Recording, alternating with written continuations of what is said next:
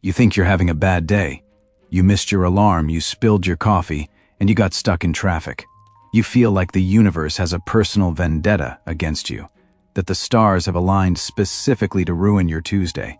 But what if I told you that the universe didn't just have a vendetta against one man, it had a literal hit out on him?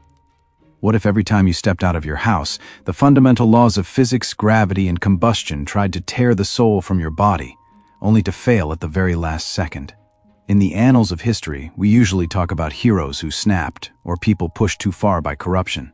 But today, we are looking at a man who played a high-stakes 40-year game of chicken with the Grim Reaper, and won every single time. This is the story of Frane Selak. Depending on how you look at it, he is either the most cursed man to ever walk the earth, or the luckiest human ever recorded. Chapter 1. The Cold Embrace of the Neretva. The year is 1962. You are a music teacher named Frane Selak. You live a quiet, predictable life in Sarajevo. Your biggest worry is usually a student playing a flat note on a violin. You are traveling to Dubrovnik on a cold, gray morning. The world outside the window is a blur of white and frozen stone. You are thinking about your lesson plans, perhaps what you'll have for dinner. You are comfortably ensconced in the mundane. You have no idea that in 30 seconds, the train you are sitting in will cease to be a vehicle and become a tomb. A freak derailment. The car screams as metal grinds against rock, and suddenly, the floor simply vanishes. You are plunged into the icy, churning waters of the Neretva River. The shock is a physical wall. Your blood turns to ice, a psychological and physical trauma you weren't prepared for. 17 people around you. People you were just sharing a carriage with. People who were laughing seconds ago. Drown in the freezing dark. But not you. You managed to swim to the shore with a broken arm and a body racked with hypothermia. You watch from the muddy bank as the river swallows the train whole. You are alive. You think it was a freak accident, a once-in-a-lifetime miracle that you'll tell your grandkids about. You were wrong. It wasn't a miracle. It was just the opening act. Chapter 2. The Falling Skies. 1963. A year later. You receive word that your mother is ill. You need to get to her, but you're terrified of trains. Who wouldn't be? The very sound of a whistle now gives you a veined eye panic attack. So, you decide to fly. It's your first time on an airplane. You are nervous, clutching your armrests, but you tell yourself the statistical truth: lightning doesn't strike twice. Midway through the flight, the unthinkable happens. A malfunction causes the plane's door to blow clean off the hinges. The cabin decompresses instantly. You don't have time to scream. You are sucked out of the plane at thousands of feet in the air. No parachute, no warning. 19 people fall to their deaths, their screams lost in the roar of the wind. You close your eyes, waiting for the final thud that will end your story. Instead, you wake up in a hospital. You landed in a haystack. Out of the entire landscape of Croatia, the universe placed a soft, golden pile of straw directly beneath your falling body. You survived a plane crash by literally falling out of the plane. At this point, the self-reflection begins. Are you being saved by God, or is the universe just checking to see how much one man can take before he snaps? Chapter 3. The Flaming Engines. By 1966, your friends are likely starting to avoid you. You are a walking lightning rod for catastrophe. You take a bus to stay safe.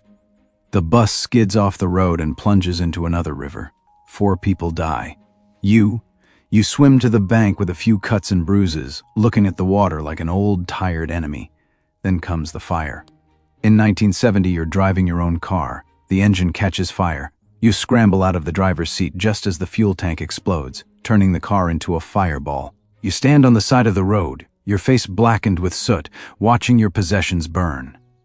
3 years later, in 1973, it happens again. A faulty fuel pump douses your engine in hot oil, shooting flames through the air vents while you're driving. You lose most of your hair, but your scalp and your life remain intact. You are becoming a living legend of catastrophe. People see you coming and they cross the street. You are the most unlikely hero of your own survival story, but you are also the man everyone is afraid to stand next to. Chapter 4. The Cliffside Miracle.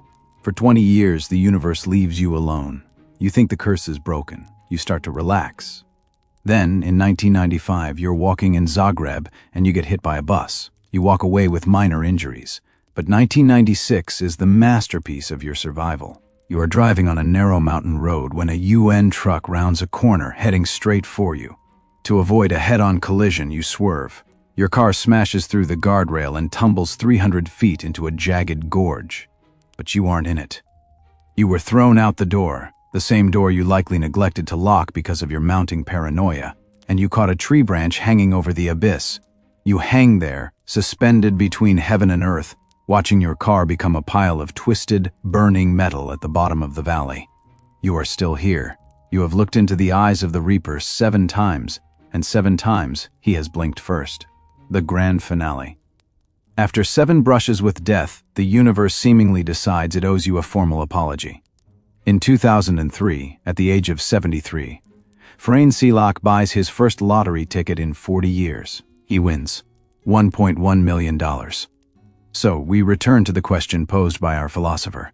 Was Frane Selak the unluckiest man for having to endure 7 near-death experiences, for having his friends fear him and his hair burned off, or was he the luckiest for surviving them all and retiring a millionaire? Perhaps the lesson isn't about luck at all. Perhaps it's about the sheer, stubborn refusal to let the breaking point define you. Frane eventually gave away most of his fortune, claiming that money cannot buy happiness. After staring into the dark waters in the open sky 7 times, maybe he realized that the greatest luck of all isn't $1 million. It's the ability to wake up to a boring, perfectly unlucky day. Subscribe if you like Curious History Explained. Tell us in the comments, was Frane blessed, or was he just too stubborn to die?